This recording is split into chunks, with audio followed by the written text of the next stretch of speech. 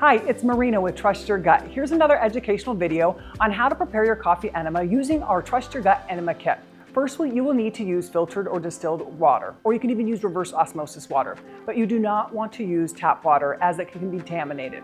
I like to boil my water, and then you'll take the coffee plunger and you're gonna add basically 2 tablespoons of our Trust Your Gut organic coffee blend and put it in the coffee plunger.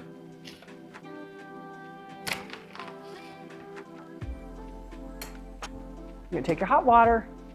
I like to let it steep, 10 minutes or so, and then I'll actually press down the coffee press.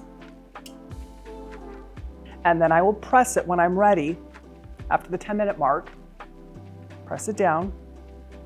You're gonna wanna make sure that the coffee temperature is warm and not hot when performing your enema.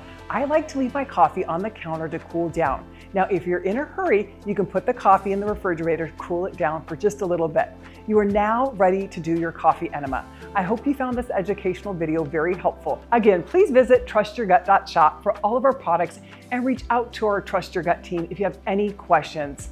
And with that being said, trust your gut.